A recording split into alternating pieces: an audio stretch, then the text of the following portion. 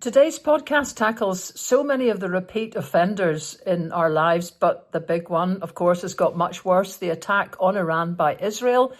We analyse the double standards, the desperate hope that somebody will see an alternative to letting Netanyahu bolster his own reputation and make Israel much more vulnerable as a result, never mind its impact on Iran. And of course, there's the fact that probably that template was taken from our invasion of Iraq without evidence, actually, that there was any weapons of mass destruction. So a lot to talk about there. We look at John Swinney's speech on independence and ponder whether it will shift the dial. We look also at various stories in the news about, for example, Alexander Dennis, the bus company heading south, and much more besides. Those are the headlines. Now for the podcast.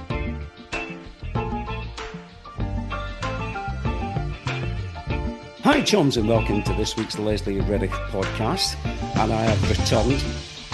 I'm so full of antibiotics that if I were a chicken, I would be banned from importing to the UK under the US-UK trade deal. Sorry, according to Donald Trump, it's the US-EU trade deal that he signed. It's amazing, yesterday. Isn't it? And he dropped it, and oh God, all the rest. yeah. Anyway, laddie-da. Oh, well, yeah, it wasn't. It was just utterly symbolic, wasn't it, of the relationship that we've got with the United States under any president, particularly under Donald Trump, that it was Keir Starmer scrabbling about in his knees to pick up Trump's papers. But yeah, it's been an exciting few days. I mean, we started recording late because our car was involved in a nothing to do with us shunt on Friday, the 13th. And so that was picked up there just now by a charming chap who went and picked the car up with. And I had to explain to him, do not operate on stereotypes. I know nothing about the car. I know its number plate. That's about it, because Jill is the driver. And I had that askance look. How can a man of your years have got to this point and not know how to drive? Dead easy. But yeah, that was our Friday.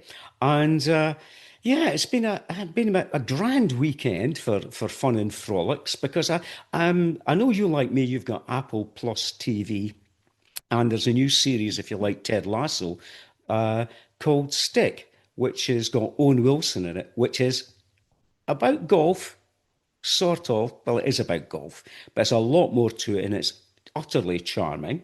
And we went to see a cracking movie called The Ballad of Wallace Island, which is gentle, which is, I mean, it got everybody in the Odeon cinema, other cinemas are available, of course, laughing away. I smiled a lot, I laughed occasionally. Lovely and gentle, and it's based on the premise. It's kind of like, it might be the Richard and Linda Thompson story, or John and Beverly Martin with this folk rock duo who split up, and this guy with money gets them back together on this remote island off the coast of Wales to have a personal concert. And it's lovely. And it's just in the world in which we live, it was just nice to actually escape into something where people were being nice to each other in the main. And it was a lovely, happy ending as well. So there you go. That was my weekend. Well, there's a wee link there, because strangely enough, I was at the Waterboys concert in Glasgow last night, and as I was saying to you, very pleased to have emerged for once without any forms of injury, which I have to say really are nothing to do with the audience. It's a matter of absolute delight. Everything changes in life, and the Barrowlands, if you had put a piece of chewing gum down the back of the loos in 1973, it would still be there. Now, a lot of people will think that's pretty minging, and it kind of is minging, but it's, huge, thousands of volumes of people, and nobody has a problem. Everybody goes out singing the last song. It's all really cheery. It's me that tends to create my own injuries by sort of jigging around too much and then, whatever. But anyway, it was a fantastic gig, and actually it started with the Waterboys. I think this was a pretty good choice of song. If you'll be my enemy, I'll be your enemy too. Which is, is about that almost transactional thing that we will doubtless be speaking about, of people just having a sort of almost dependency relationship on someone to be their enemy, because it sort of defines them. But anyway, so there was no big overtones, just beautifully played. I wish I'd looked at the name of the guy who is on the Hammond organ. This guy, honestly, Pat, this guy is just worth seeing in his own right. He's like from something from another era. It's like he's been beamed in from 1970s, Hmm. kind of a totally skin tight, strange tapestry, kind of one suit type thing, playing the Hammond organ like a man possessed with a smile wider than the blooming Clyde. It was just like he was on something in his own little world, but he was brilliant, and totally eye-catching, and sort of that band keeps changing in ways that just seem to add to its kind of vibrancy. But they've got a new album out, which is totally barking. It's basically, I'm just looking at it here, the life, death, and Dennis Hopper. Oh, right. So it's a complete tribute to Hmm. Dennis Hopper. And, Yeah. in the middle of having done all the stuff that everybody knows the Waterboys for, and everybody's louping around and jigging and everything, Mike Scott stops the whole thing and says, "Right, we're here to play some stuff from the new album." And if you can feel the sag slightly, Yeah, exactly. Life, Death, and Dennis Hopper, and everyone goes, "What the fuck?" So he just explains. He says, "I admired this guy, but he lived through all the important cultural moments of the last century." So he played about 6 songs from the album that just look at different moments in Dennis Hopper's life. One of which was being taught to play golf. And I wish Hmm. I could remember by which luminary, because that was a point. Mike Scott said, "I don't play golf." And, there was about 5 golfers in the audience. But still, there we are. It was a fantastic gig. Can't recommend it because I think that's it for Scotland. That was the second one that they put on.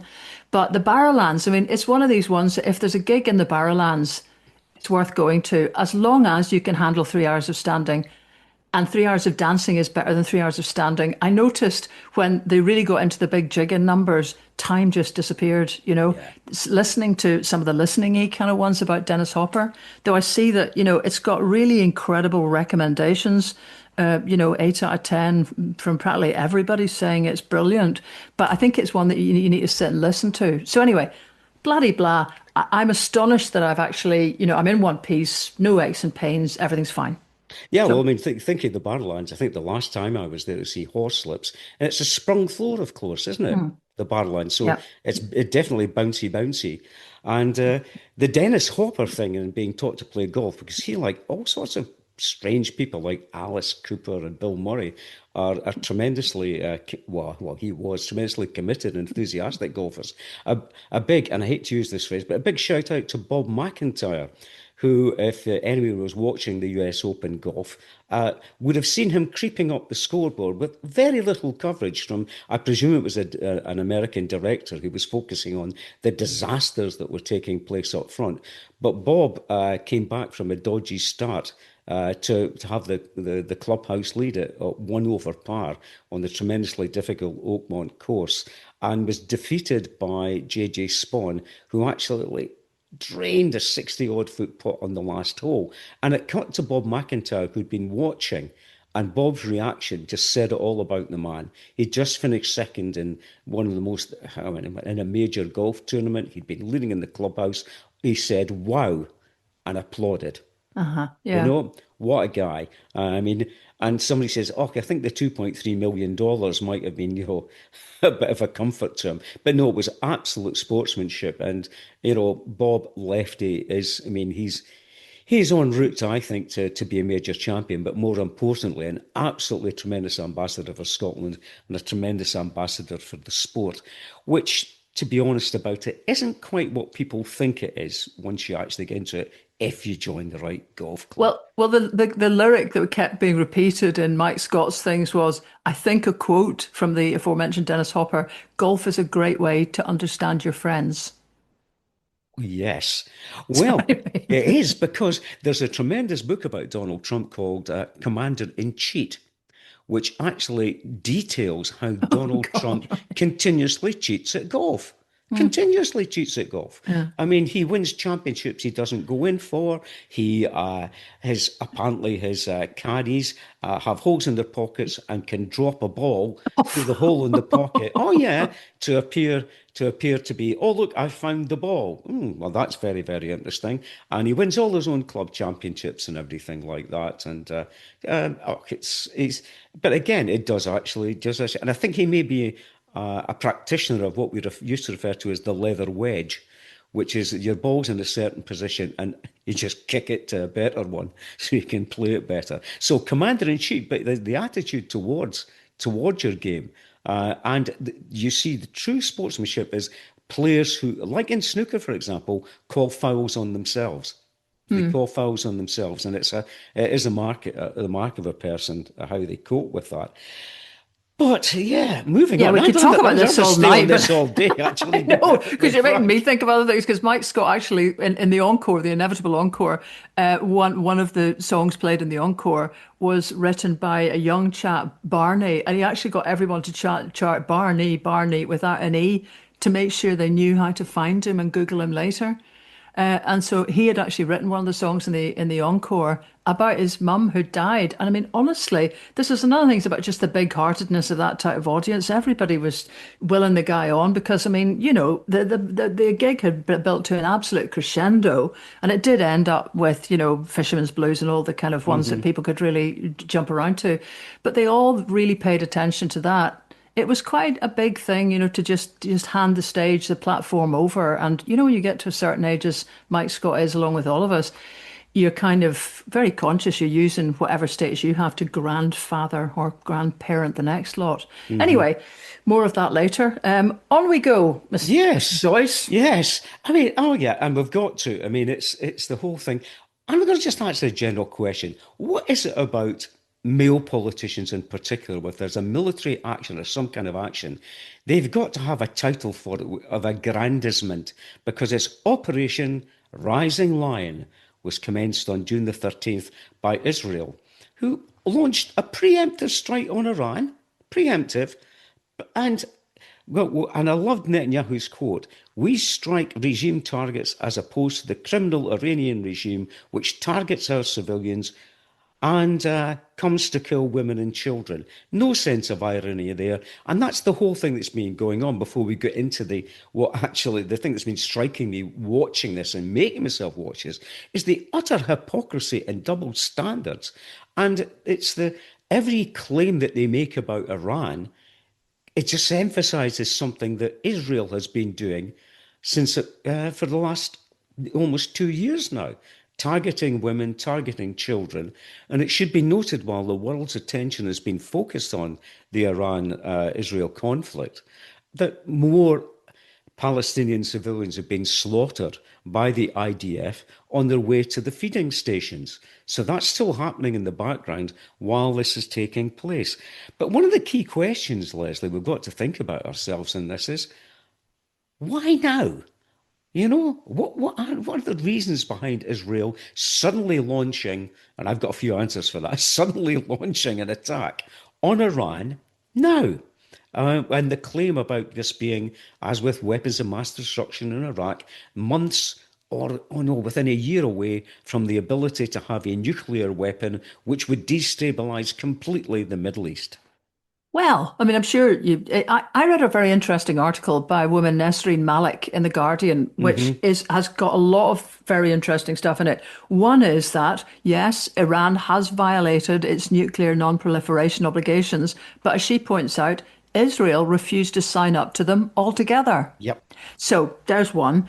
But, I mean, she's basically saying that it's actually absolutely related to the having destroyed their own international reputation by the slaughter in Gaza.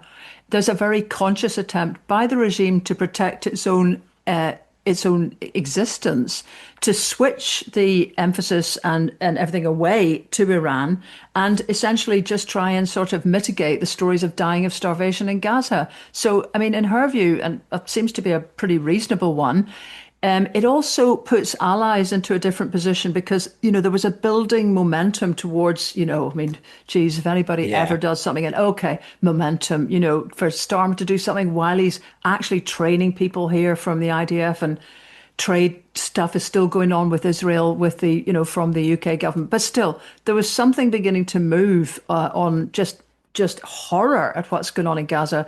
So it's like this herds the allies around again because they're relying back on that old axis of evil idea. And her thought is that essentially Israel has indeed drawn the lessons from the Iraq War because it's claiming to act on intelligence Yeah. that everyone has to take on trust. And the point is, we did that, So that, how imminent is it? Who gets to decide when a preemptive strike is justified? Well, we did that, and it's kind of not ancient history, but still, I'm not saying in any way that two wrongs make a right, but it looks like that. And I mean, her conclusion is actually quite it kind of, quite sobering, really, because she's saying it's all looking very Gaza-like, escalation with no end, or regime change with no plan. And absolutely, if you listen to all the experts on the wireless and everywhere else, they're saying it's extremely unlikely regime change happens this way by, pummeling from the top. And also that if you are interested in the nuclear proliferation issue, what was being about to be signed up to by Yes. the Biden initiative is infinitely stronger than anything that Trump is currently proposing. So he's waltzed off from the, G7 talks, where, as you say, this, slightly nebulous deal with the UK was kind of once again slightly buttered up. And then actually, when people are looking at the detail of it, it's fine for the car makers because it looks like they're exempt, but steel is once again not exempt. And someone who's drilled down into some of the detail about that is, in fact, the FT is saying that the reason is that basically the UK doesn't make anything anymore, not even virgin steel. So basically, it would seem that our UK steel is reprocessed from imported materials, and it doesn't make the American requirement that is melted and poured in the country of origin, which is why it won't qualify for tariff exemptions ever. So anyway, that's by the by. But anyway, so back to, but it's shocking, the Iran stuff, Yeah. really, because I know they're relying on everyone going, oh, Iran's the baddies. But I mean, there's spokespeople coming forward who there were, okay, there's many people and many feminists appalled in Iran at the turn of the government there. But nonetheless, it's just right back to the Iraq situation. And for all of us who opposed Iraq pretty much from the start, this is just feeling like play it again, Sam. Yeah, I mean, because I've been talking about intelligence.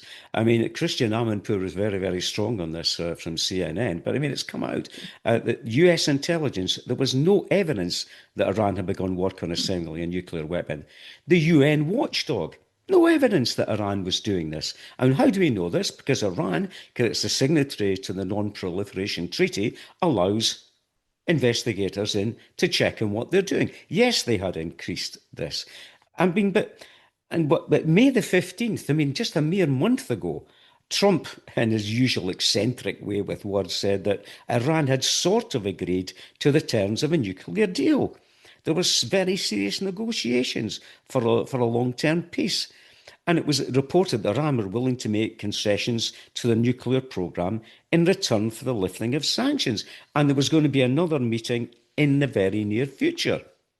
And blimey O'Reilly, there you go.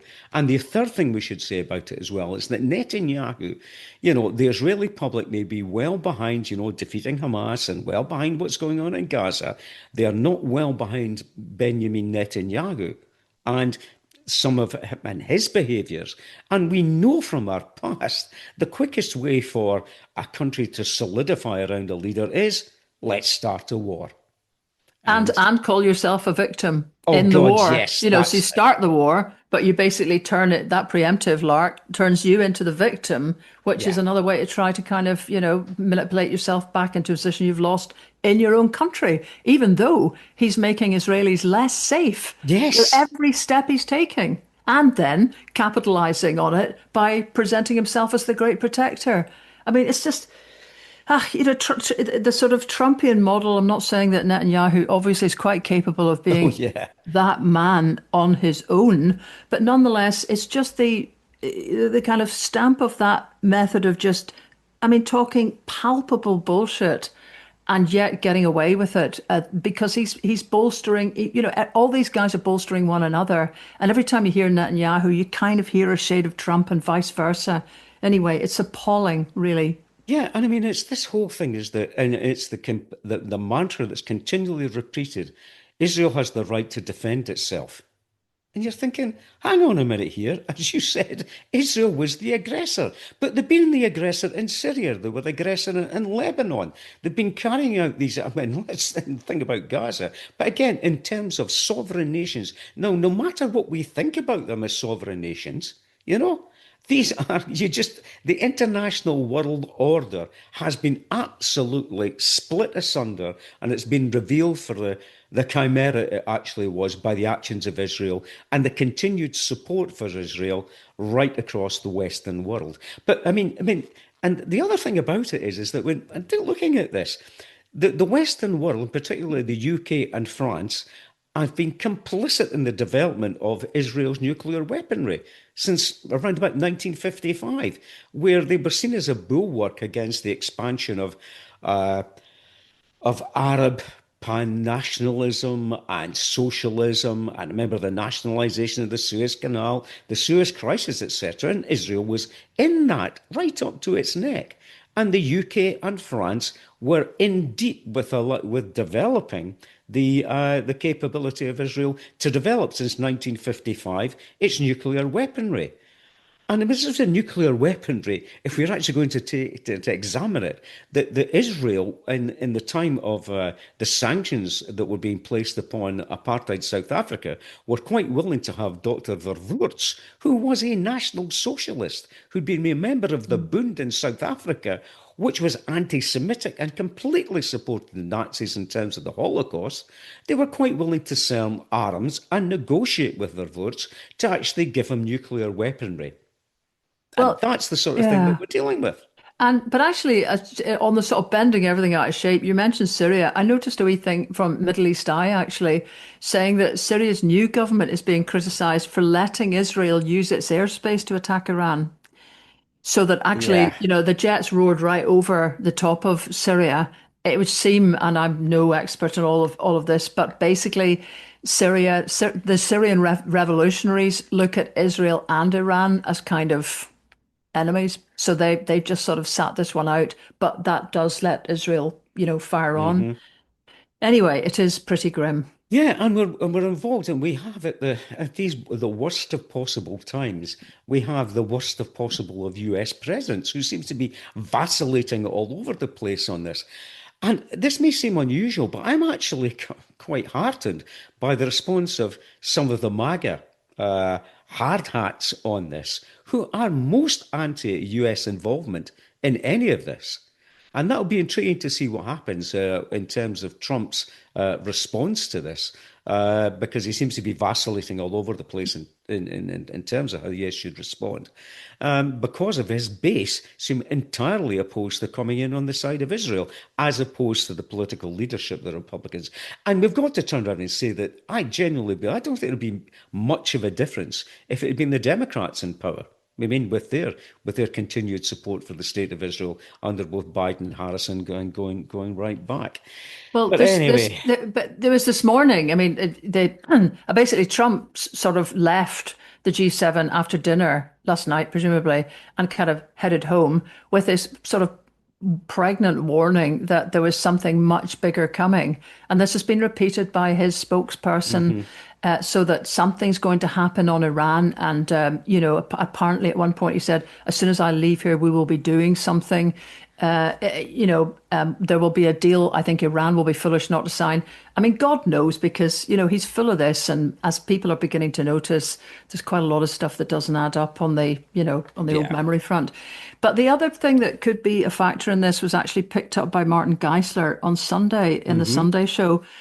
When he was interviewing Michael Shanks, the energy minister, and actually the first, I mean, quite apart from getting into the great news that the money set aside for renewable energy and GB energy is now being half of it diverted into nuclear energy, which is like, thanks, mate. You'll Yeah. notice that we vote for parties that don't want nuclear here, and we could go into this, but it's not needed in Scotland. It's the reason that renewables always stops, because that investment for something that will take decades will cost infinitely more than every other form of renewables. That always stops progress. But anyway, the first bit, though, that he was picking up was, how will Britain generally, and Scotland, deal with the oil price escalation that is about to happen because of the disruption in Iran and the whole Middle East.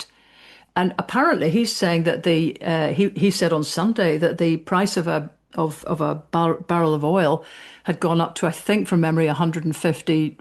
Gosh, now it could be 150. I'm not quite sure dollars, but I mean, what the proportion he was saying is it has doubled the price in a week. Now, I mean, that we've been through a price shock already, because of the invasion of Ukraine, which has taken, it's just not has not found its back to its pre-invasion level. But he's kind of warning that that's about to be, that's about to hit us, basically. I was asking Michael Shanks if the UK government is ready for the wave of, trouble that will come from that prolonged invasion. So, I mean, on the basis that these guys are not completely stupid all over the world and they all are dependent. I mean, when we go back to Iraq, what was that really about? Yeah. We've no further on. It's all these years on. We should have been out of dependency on oil and so on, but here we still are. So, I mean, I haven't looked at all the production levels and all the rest of it, but that would seem to be another reason for putting a brake on what Israel is doing. And yet, in all sorts of interviews, nobody will be the first to even do more than just kind of, advocate for everybody to calm down. And, there's nobody calling out Israel. Of course, there never will be. Yeah. I mean, we've been asked, I mean, I don't know if you saw it, I mean, Sipi Hotovely, I mean, this seems to be going out right across. Let's pray, all pray for Israel. And that gives you the bloke. It Mm. really Hmm. does. I mean, it is that whole thing of, and again, yesterday was Bloomsday, as Stephen Dedalus says, history is a nightmare from which I'm trying to awake. And it is that nightmare that we're involved in. And and to mix up my literary metaphors, it's Alice through the looking glass time. And you would just hope that at some point, someone, somewhere, steps in and actually grabs Netanyahu by the throat and says, cut it out, stop it. But I genuinely don't see anybody doing that. And it's that this, and they talk about de-escalation, de-escalation. Let's send planes. Let's do this. Let's send intelligence. I mean, let's de-escalate by escalating.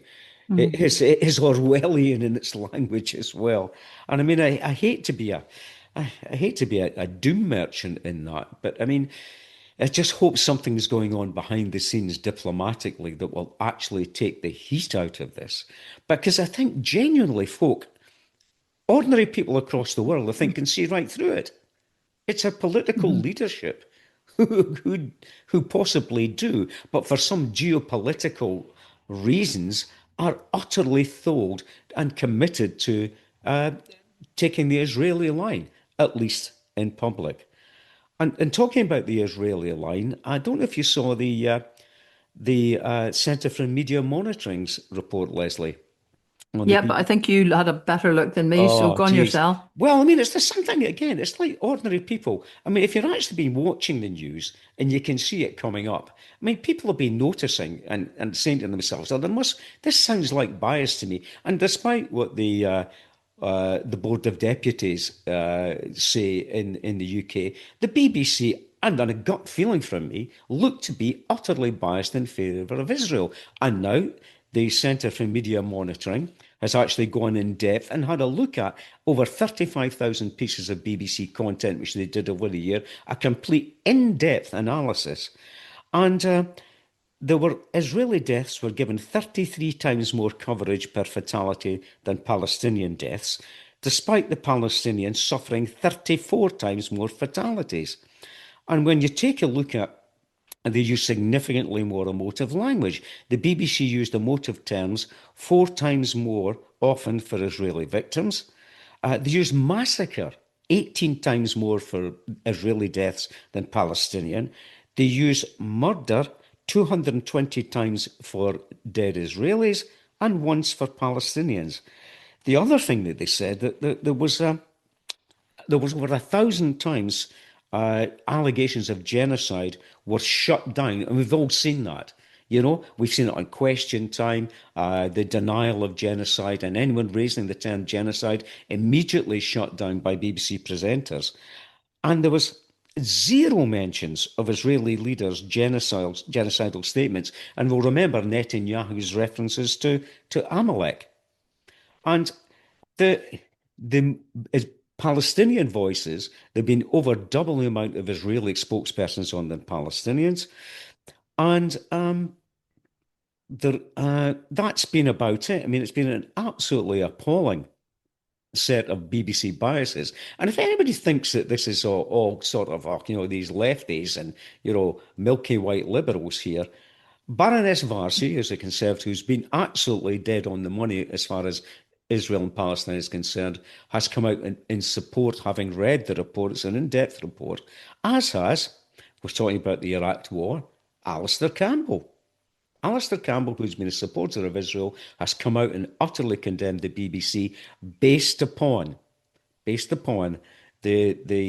report that's come out from the Centre for Media Monitoring. And it is worthwhile reading. And again, but it's just what will come about because of it. Will there be any change? Because I read again today that the figures given for the killings that took place at these aid, I love that phrase again. It's Orwellian. These aid centres where people are going and having, it looks like they're having food thrown at them, are being shot and killed. And the numbers, again, according to the Hamas-controlled, etc., etc. So, I mean, the BBC is utterly captured, but as has the British state in its entirety and the British media in its entirety, other than the National. And to a certain Channel extent, 4. Channel 4. No, not always, because I watch that every night. And I mean, Krishnan Gurumurthy had the most incredibly vigorous. I mean, I'm astonished that the IDF and the Israeli people even come on Channel 4 anymore, because he doesn't take many prisoners.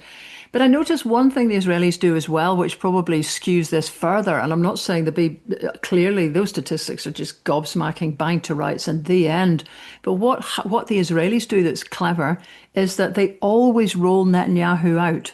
When anything's happened, whether he's on a plane or wherever he is, he gets rolled out. So does Trump, actually. You'll see Trump. I mean, God, you kind of get the idea if Trump was coming out of a toilet, he wouldn't be worried about sort of giving a statement about something. But what that does is it constantly keeps your narrative at the front. Because if news organisations are just going to decide that news is made by big men, usually, who basically come out with something to say, then constantly they're the ones who inch this news agenda on, because they're constantly appearing the second something's happened to give their side of it. And of course, there's nobody coming from Hamas. So there's no equal and opposite on this at all. And the equal and opposite is only the words of the people who are on the ground, which is why Israel doesn't let any journalists in.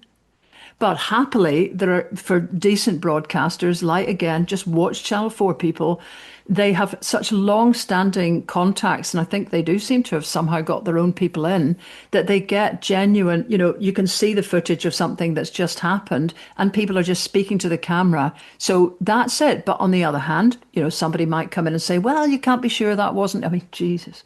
But it's true. But then if that's your worry, why are journalists not allowed in? So part of the cuteness of Netanyahu and the Israelis is that they don't give the cameras, a big harumph, even though they know there's going to be skepticism from some quarters, because they managed to, as soon as that even those keywords mentioned, murder regarding Israelis, that's because Netanyahu will have been on, and he'll have said that. So that the choice to have him on when he feels like it, when something happens every time, without the famous balance, because, Hamas is a proscribed organisation and yada yada, there's your problem for starters with the Beeb. But nobody will be, as with all the stuff about balance, nobody's going to think through the difficulties of that. I was watching Debate Night, actually, and a woman asked a question which got an incredible response. Good evening. With the scale of death in Gaza, should our government be taking stronger measures of condemnation towards Israel?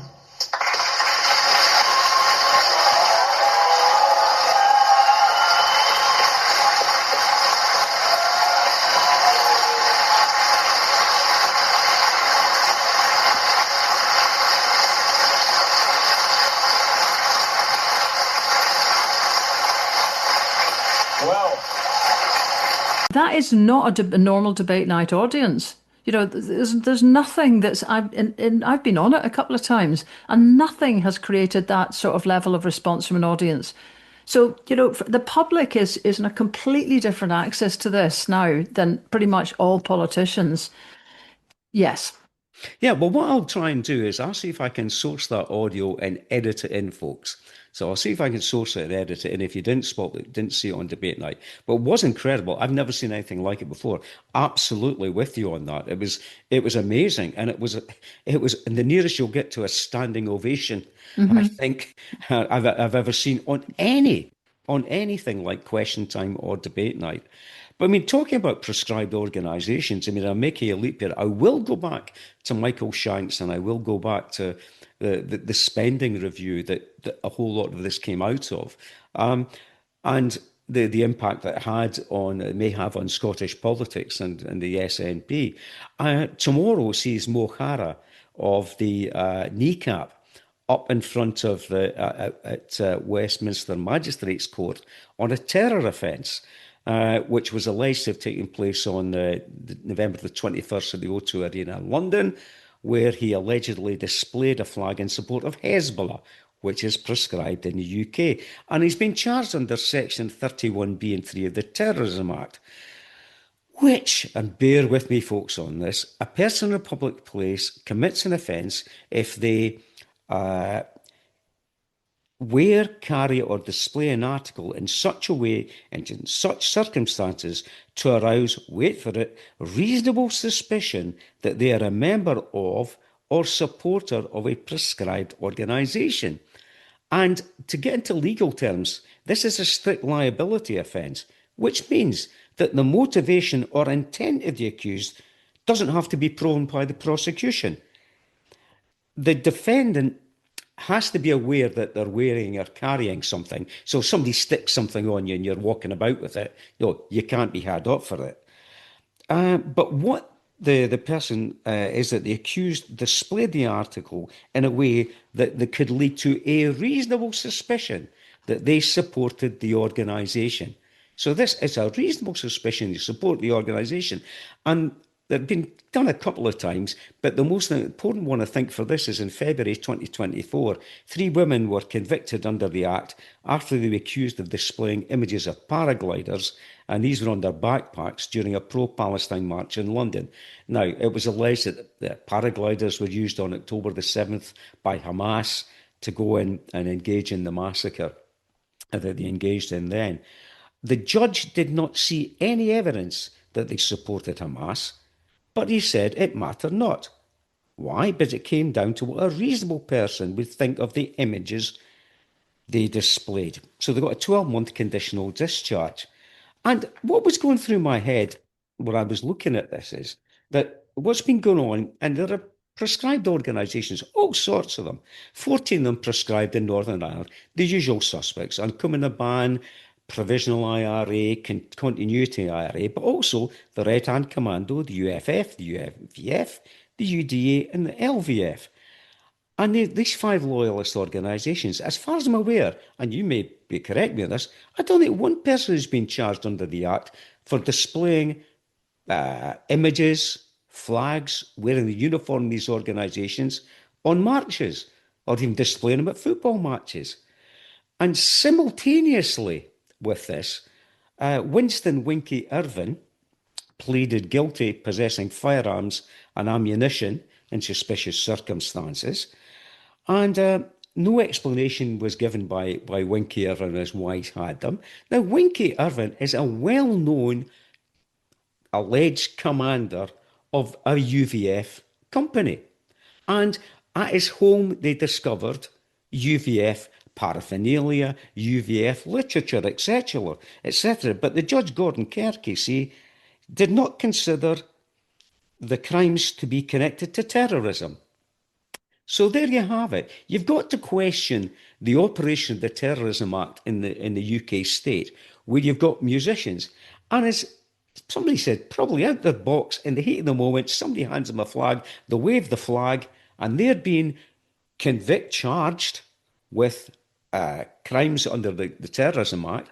And there you have in Northern Ireland, Winky Irvin, who has got ammunition and guns in the back of his car, who is a known member of the Ulster Volunteer Force, according to experts, who's just actually been court-martialed by the UVF and expelled because they may have connections with with intelligence forces in Northern Ireland.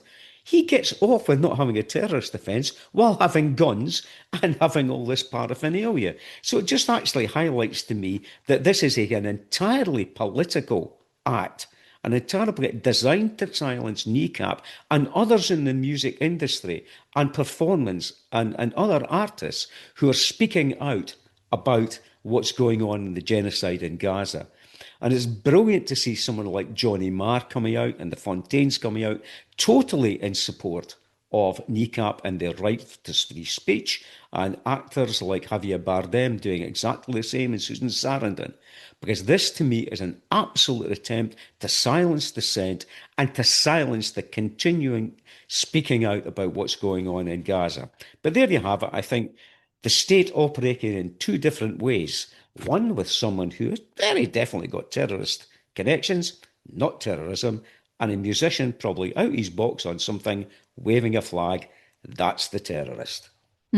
Although, it'll be interesting again now to see what coverage there is of this, because if, the B bottles it and either hardly covers it or just as a sort of Joe 90, it's one for the teenagers, Google it, sort of straight up, here was a case, this is on the one hand, on the other hand.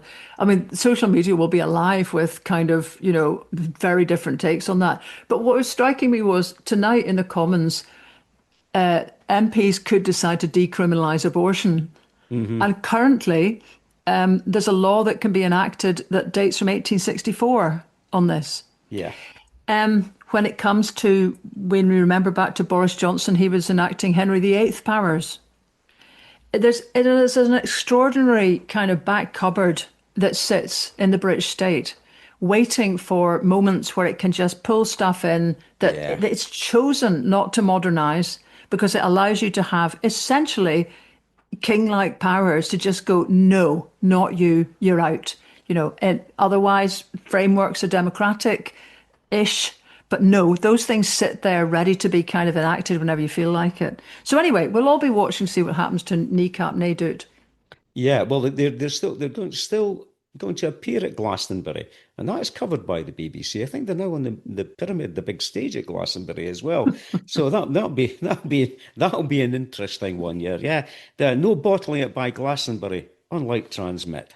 Back to Scotland. Now, I noticed in your article you asked the question: what will boost support for Scottish independence through the 2026 election and beyond?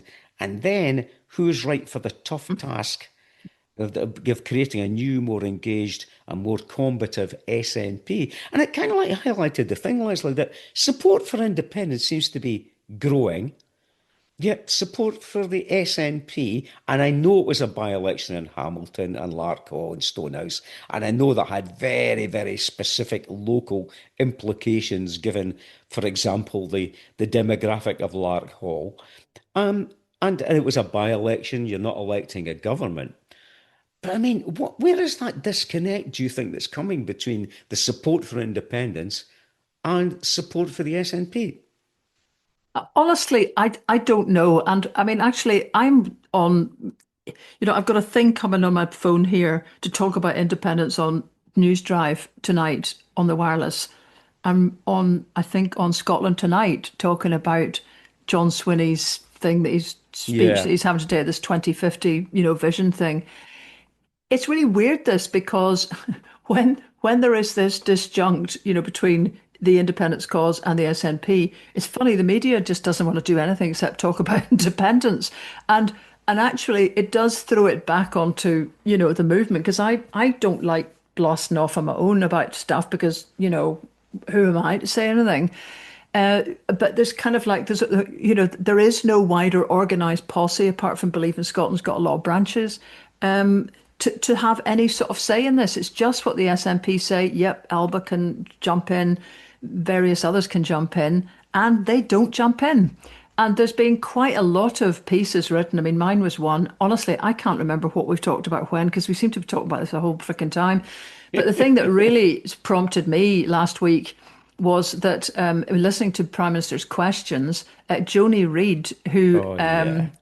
is Labour MP for East Kilbride and Straven, and actually is the granddaughter of the legend Jimmy Reid, who was latterly a huge independent supporter. She basically did kick sand straight in the face of John Swinney by asking Starmer, has he seen calls from within the SNP for Swinney to resign? And does he agree with me that a leader who's only ever lost elections to the Labour Party should stay put? And there was just gales of laughter from the Labour front bench. I mean, you never see any of them creasing their faces with a smile, do you know?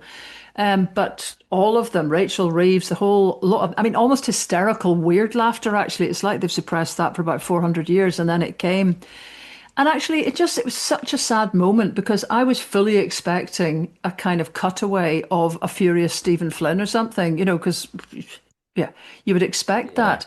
But actually, you know, with just 9 MPs, although 4 or 3, depending on who's been suspended, more than reform. But anyway, with just 9 MPs, the SNP is now treated as a kind of spent force. So it's like nobody even seems to, you know, want to see them squirm. On the other hand, you would always say no one kicks a dead dog. So that, you know, she had decided that, you know, that looked a bit set up. It looks like the Labour Party is just really trying to take its moment to kind of just absolutely kick shit out of the SNP and revel in their victory. And you always think whoever does that is a little bit kind of, you know, unwise. But still, what I have asked a couple of people, not in any forensic way, who are these 25 senior SNP figures who apparently held a secret meeting, was it last Monday? And I haven't come up with anybody that can figure out what posse group that is. Have you? No, I mean it's all gone quiet over there as they sing at football matches, you know?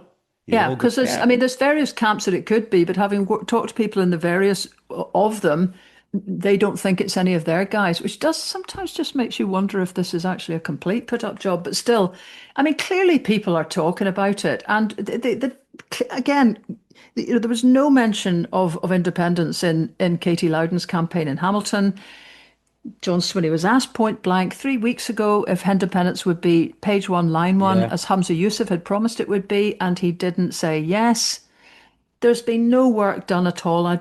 You know, even I'm not meaning the papers because they are pretty Oh, well, unappetizing, right? yeah. However, other, you know, within the sort of wider movement, people have just decided to pick this up. So I was at an Independence Forum excellent meeting in Perth on Saturday, and you know, there was a great discussion about energy from a group called Energy Scotland, which is a bunch of guys who work in the energy industry and have sort of taken it upon themselves to start really trying to sort out what energy strategy there might be.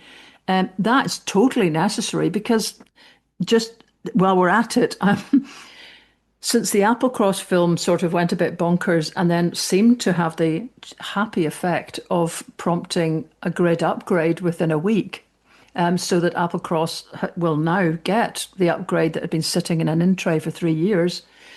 Other communities have got in touch, kind of saying, "Come here, come on, just go do something." Do a film. So the most kind of interesting of which, and I think somehow we'll try to do this, our Highland communities. There is a whole load of all the community councils, which is in any normal country would be the small councils representing the towns around Beaulieu, Kiltarlity, all the places that are getting massive pylons and battery farms and hardware put into their lives to shift our energy south.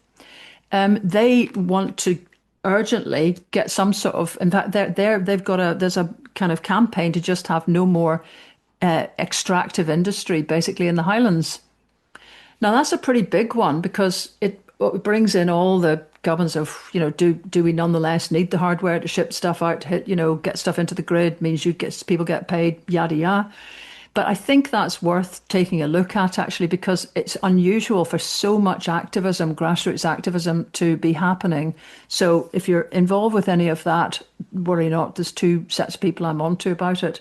I seem to have somewhat strayed from the point. No, What no, was no. it? They're never astray. We can always wind our way back to it because I was just thinking about the fact that you mentioned the aforementioned stream of papers. Because according to Angus Robertson, despite what Keith Brown said at the SNP Annual Conference in 2024, there would be an all-inclusive kind of like come all ye independence convention prior to the 2026 Holyrood election. Angus Robertson has said, no, you're not going to get that. But what he did say in a reply to Ash Reagan of Alaba, we're not planning on an independence convention this summer. Wait for it though, because this has made my heart beat so much faster.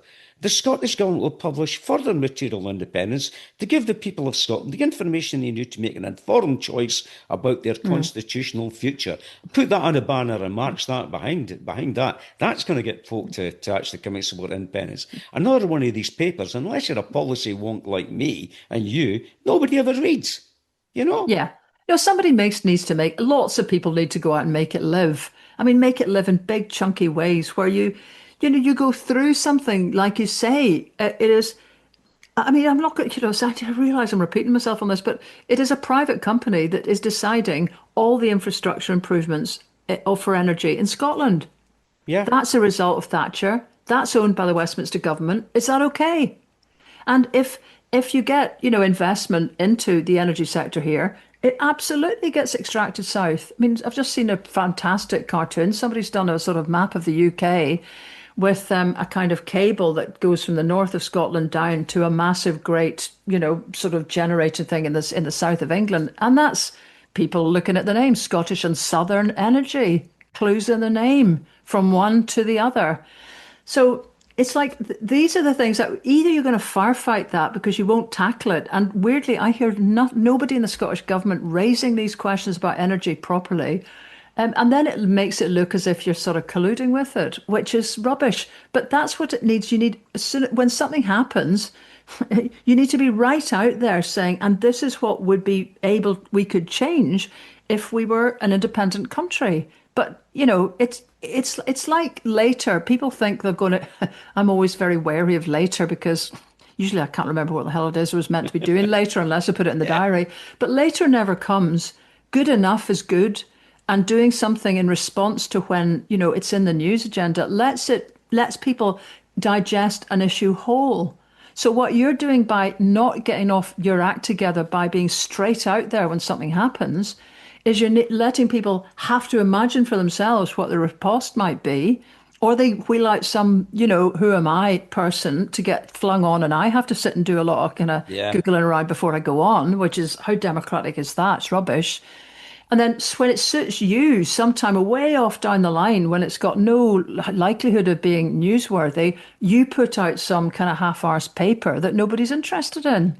It's like things to digest the information about how the world is.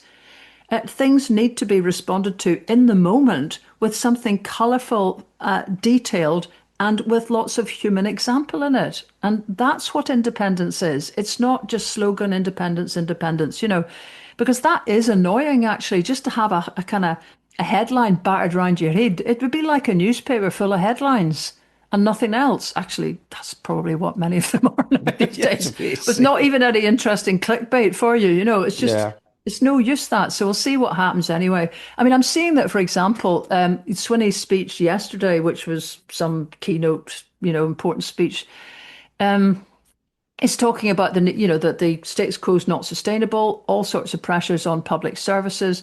And his thing is 4 key elements central to the transformation: empowerment, integration, efficiency, and prevention. Right, okay.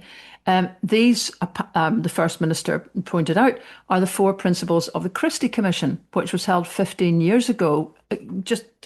This is how little we've progressed, right? So this is that.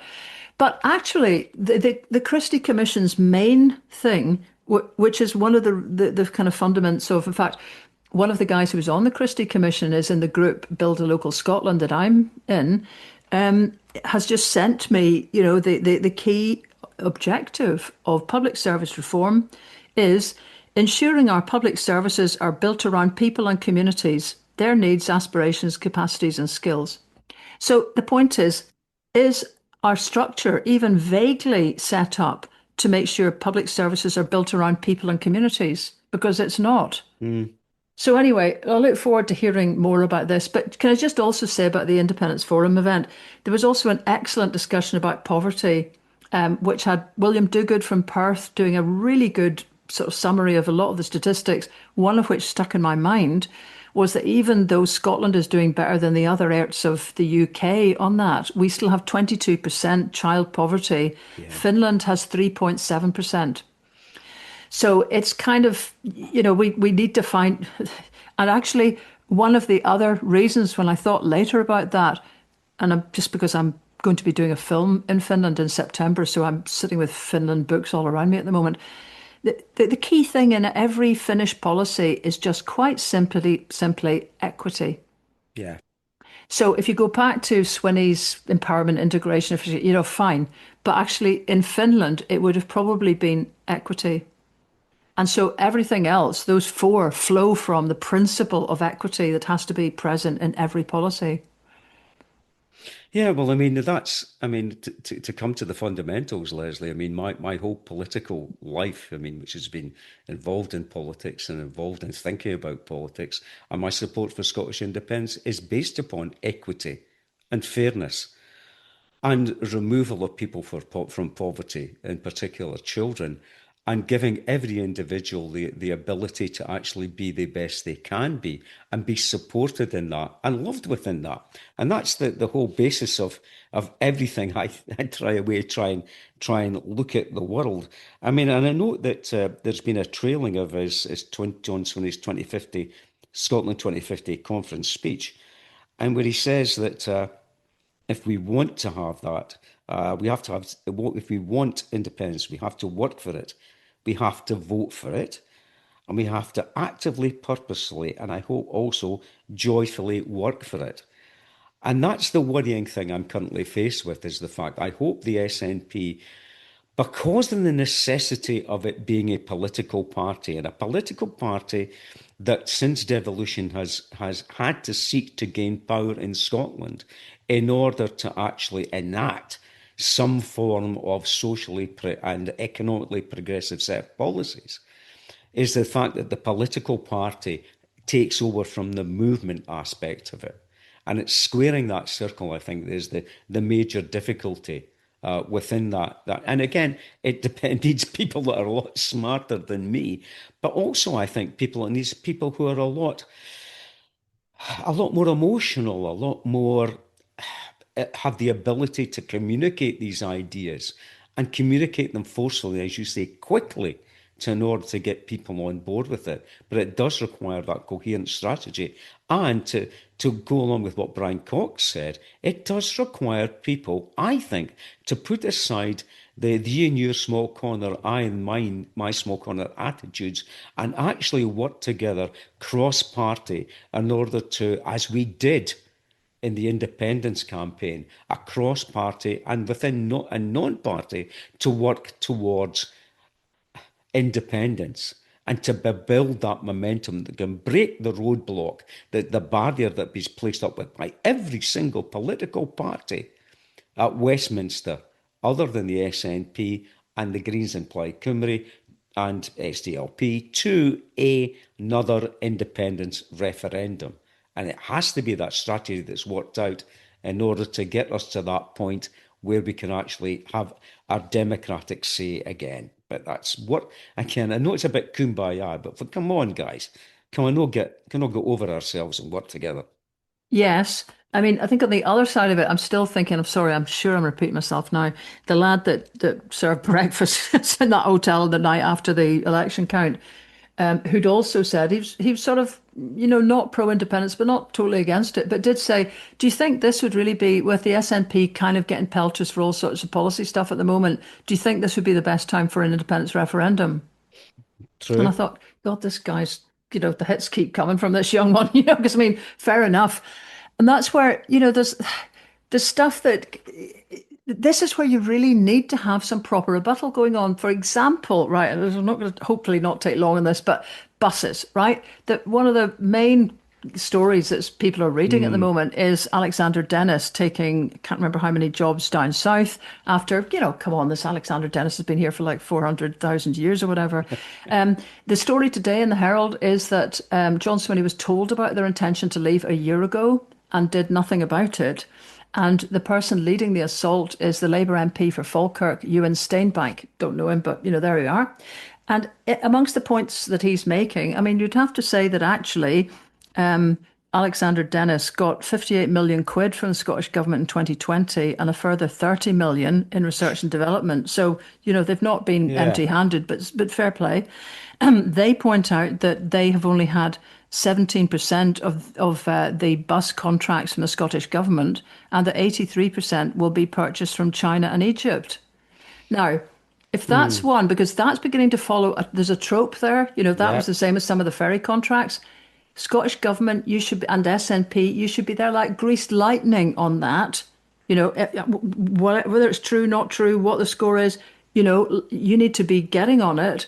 When I was looking at it, the other point that Ewan Steinbank, I'm not struggling over this name, it's just a strange one, anyway, had been making was that this Greater Manchester have bought 5 times more buses from Alexander Dennis than the Scottish Government.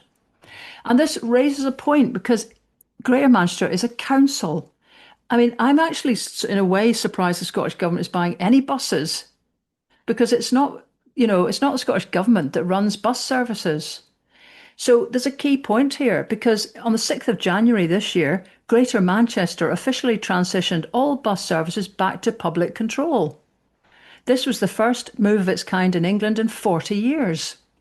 And the B network that had already been set up, which is by all accounts absolutely brilliant, is now able to do all sorts of planning and, purchasing that it hasn't been able to do before because it's able to direct, if not own, all the bus services under its aegis. But it's able to insist, for example, that anybody who is competing for any of the franchise has to be carbon neutral by 2038.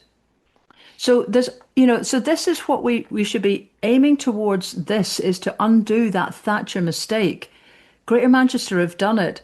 It takes a few bob because when I looked at, I know because I covered this a wee while ago about the attempt to do the same in the west of Scotland. And the Strathclyde Passenger Partnership for Transport is saying it will take 7 years to do the same here. And we'll need 45 million quid in extra funding every year. And just while we're at it, the bus operator McGill's is saying it could sue if its current, running the roost is changed into any kind of franchise. Yeah. So, this is it's okay. This may all sound quite complicated, but just to come really back to the nub of this, in Manchester, there is a price cap on fares of £2 on single journeys anywhere. And there's new options like hopper fares and all the rest of it. When people are travelling around in buses, the bus fares are unbelievable in Scotland. And because there's been this huge emphasis on peak fares on the trains, the fact that most folk are, actually people are not using the buses in this great number. There's been something like in that same area in the west of Scotland, the bus usage is down by a third. And I'm sure that's very largely due to the price. So now, what's that got to do with independence? Well, I would have thought if we could get one thing sorted out well, and the last time I spoke to Strathclyde people, they were waiting for guidelines about how they approach franchising. Now, colour me sceptical, but having made a film which seems to have triggered, but maybe didn't, a result in a process that had lasted 3 years for no reasons that anyone could see within the planning process of the Scottish Government, we still seem, and I stand to be corrected, that they have still not shipped out the advice necessary for Strathclyde to confidently go ahead and get into this franchising process. So, just do some things that get you a result that you can claim and just, start, if it takes whacking people out of the head or whatever it is the length of time that things are taking to come out the other end. We are being overtaken. People used to be proud that Scotland used to be the first to do this and, the first to do that. And now, actually, Manchester is ahead of the game on all those questions of transport. So there needs to be some results because that's what Alex Salmond was always able to fall back on. And the results that are being fallen back on by John Swinney, many of them are quite old. Yeah. So let's get some new results in, just quite apart from anything else. It's what you're there for, not chewing the fat, but actually making decisions about public services. Yeah. Well, running through my mind entirely was the Preston model. And remember, we spoke all about community wealth building. That was going to be built in. Community wealth building on a Scotland-wide level, where's it gone? And if it isn't the case that Manchester has bought X times more buses from Dennis than Scotland has, where's the official statement? It Oh shouldn't be no, down to I mean, individuals. Shouldn't sure, be down to individuals to but rebut but I'm it. sure they have, because they're in a position thanks to now being having got out of the deregulated mess that Thatcher left us, which that Strathclyde is still in. I mean, I'm still puzzling about this because it's a franchise system, so I'm still puzzled that they can actually be buying the hardware of buses when it's not them that run it. But still, that's for somebody else to get in and about. Yeah. But that's, as you say, that's what's needed. But I think the key point is councils run transport, the local transport, so that what's happening is the Scottish government's being pilloried. And yet, here's another puzzle somehow in the midst of it all. 83% of their buses that they're buying, don't know why they're Yeah. buying them, are going to China and Egypt. I mean, somebody go in and tidy this up and come out with something Yeah. in response, please. Anyway, la-di-da. Yeah, yeah, talking about la-di-da. Um, this is my taste for popular culture, Lesley, and I'm a way to switch into something here that anyone who goes to see Marvel movies will know at the end of the film, what you do is you'll wait for the credits to run, and you sit there and you sit there, and suddenly, after you think the movie's finished, up comes a trailer for the next film, and it gives you an insight into where the story is going to go next. And this is where the story is going to go next, folks. So if you've stuck through to the podcast at this length, this will be my final podcast, folks, because I've decided to engage in my third retirement. The first retirement was when I was 63 and I was enticed back for another 4 years to actually lecture on the NCTJ journalism course at Fife College. And then in 1967, I retired finally from FE lecturing. And now, after nearly 9 years and over 420 episodes, I should be hanging the headphones and microphone up and retiring from the Lesley Riddoch podcast. And it's, don't worry, folks, there's nothing untoward. Nothing bad's happened. It's just, I think that at 73, I have decided, and this is genuinely meant, that unlike most politicians when they say this, I'm going to be spending happily more time with my family.